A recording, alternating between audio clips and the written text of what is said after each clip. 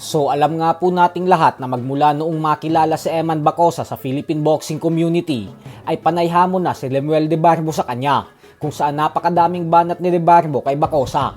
Subalit hindi po ito binigyan ng pansin ni Bacosa maski isang beses man lang.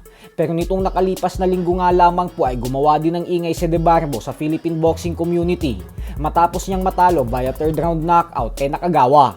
Kaya naman binalik ng mga fans ang lahat ng naging angas at mga banat nito kay Bacosa. At dahil po dyan ay nagsalita na din ngayon ang BKB Super Welterweight World Champion na si Rolando D. Ayon kay Rolando ay pinanood niya umano ang naging laban ni De Barbo at masasabi niya daw na match talaga silang dalawa ni Bacosa, kaya maganda umano na paglabanin na ang dalawa.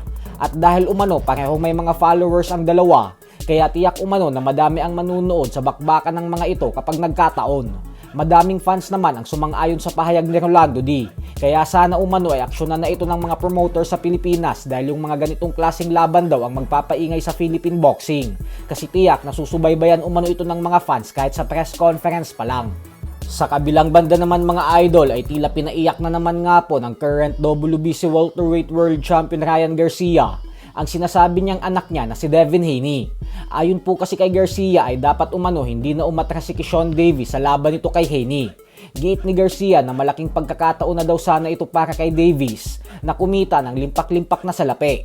Huwag daw itong matakot na lumaban kay Haney kasi ang pinakamalala umanong pwedeng mangyari kay Davis ay matalo lang via decision. Wala naman daw kasing lakas ang kamao ni Haney kasi parang unan lang umano ang mga suntok nito, kaya hindi mananockout si Davis. Dahil po dyan ay nainsulto ng husto si Haney, kaya bumanat ito kay Garcia na okay lang daw na parang unan lang ang suntok, kaysa naman umano sa kagaya kay Garcia na nanghihiram ng lakas sa pinagbabawal na gamot.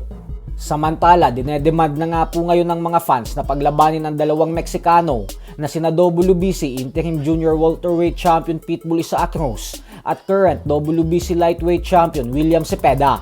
Ayon sa mga fans at maging sa mga analyst, ay panalong-panalo daw tayong lahat pag nagtuos ang dalawa dahil parehong agresibo ang mga ito at walang takot kung lumaban. Kaya posible daw tayong makakita ng mala-flashback ng mga laban ni Pacquiao kontra sa mga Mexican legends kapag nagtuos si Pitbull at Cepeda. Pero sa ngayon po ay kailangan munang mag-antay ng potensyal na sagupaan ng dalawa dahil kasado na ang laban ni Pitbull sa susunod na buwan, kung saan dedepensahan niya ang kanyang titulo sa Puerto Rican knockout artist na si Nestor Bravo sa September 19. May record na 24 wins with 70 knockouts at isang talo lamang. Kapag nagawa itong talunin ni Pitbull, ay pwede na natin balikan ang posibilidad na laban niya kay Cepeda. Pero syempre ang tanong dyan ay kung si Cepeda ba ang aakyat ng timbang o si Pitbull ang bababa sa lightweight division. So hanggang dito na lang po muna tayo mga idol.